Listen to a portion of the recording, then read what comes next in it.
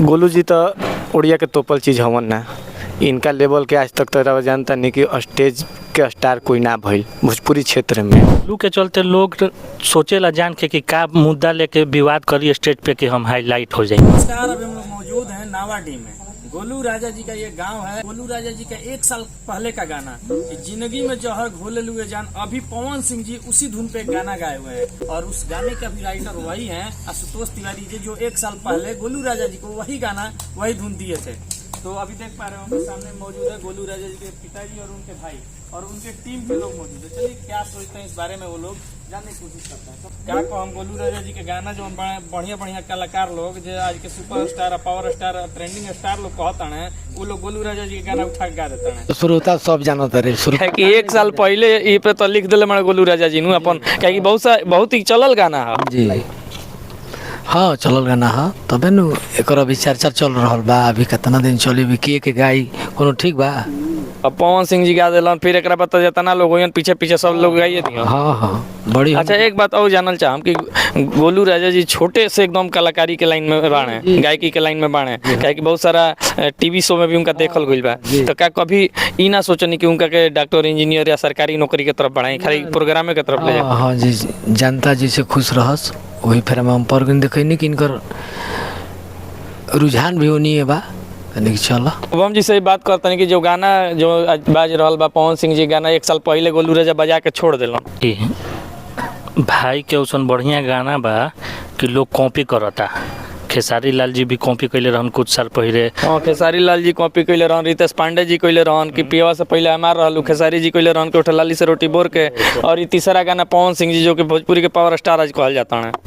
तो भाई के भैया ऐसा सुंदर गाना बा कि लोग कॉपी करता, ऐसा ही भाई आगे बढ़स। भाई के फेराक उराक में ना रहेलन कि के का गावता कि हमर कॉपी कैलक, भाई में उतना बा कि लोग कॉपी करता उनकर। अच्छा एगो गाना लोग के दोसर कोई गा देता ओकरा खातिर काले परसों देखल गइला कि बक्सर में मारा मारी के नौबत आ गइल बा। आज जैसे गोलू राजा के आज के पहले भी गाना दोसर कोई उठा के गइले बना, लेकिन गोलू राजा कभी लेकर विवाद नहीं कइले। का लागत काहे ना करलन? ई ना रहेलन भैया केहू के फेराक में, इहे गो नहीं इतना आगे बढ़त रहन। लोग के देखी कितना आदमी विवाद में बा, अभी तक विवाद में चलता है कि बहुत सारा लोग इहो सोचलन कि विवाद में आज तो हम ट्रेंड करे लगा। हाँ मेन बात इहे बा, लेकिन इनकरा में ये सब चीज़ नहीं है। ई मंच पे जालन जोन जेकर सच्चाई रहेला सच्चाई बोलेलन, देखेलन कि अगला आदमी बैठ के टाइम पास करता तो ओकरा कहेलन कि भाई तू अपन उठ के प्रस्तुति दो।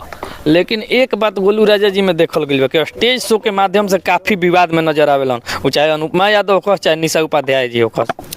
तो गोलू के चलते लोग सोचेला जान के कि का मुद्दा लेके विवाद करी स्टेज पे कि हम हाईलाइट हो जाए। हमनी के एजा आना जाना रहेला, ब्यास जी से दोस्ती बा, ब्यास जी इज्जत करले मानले, हमनी के भाई चाचा से भी बहुत प्रेम मिलला।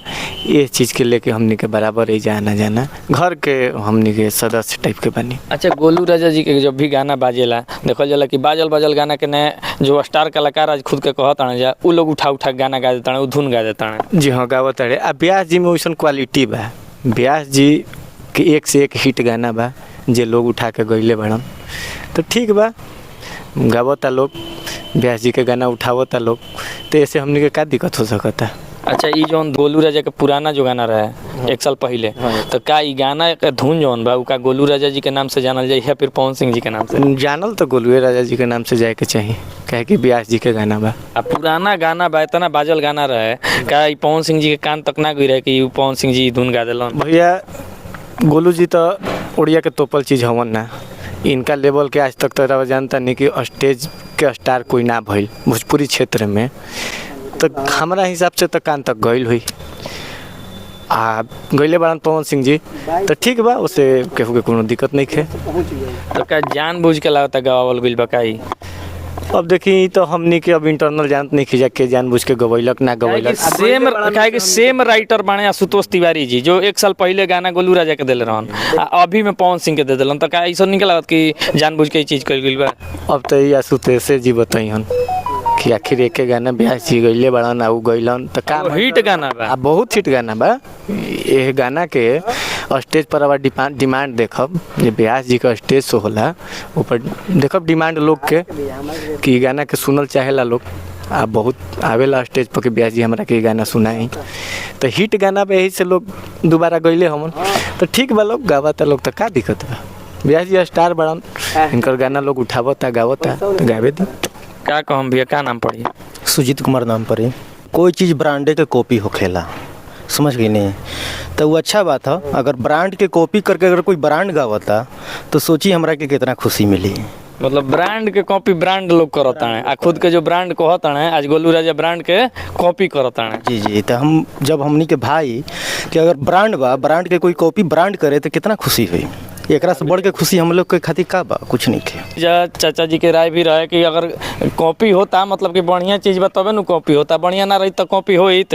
तो देख पाओ तहीं कि गोलू राजा जी के गाना गईला से उनकर पिताजी बिल्कुल भी दुखी नहीं खन और खुश बाणे कि गावा जा अच्छे चीज़ के न कॉपी होला। तो रउआ लोग के तरीका से देखो तनिका आशुतोष तिवारी जो 1 साल पहले मैटर गवा के फिर पवन सिंह जी के दे दिलन, तो के दोषी हो सकता है? एक बार कमेंट सेक्शन में अपन राय जरूर देम जा। मिलम जा अगला वीडियो के साथ, तब तक के लिए धन्यवाद।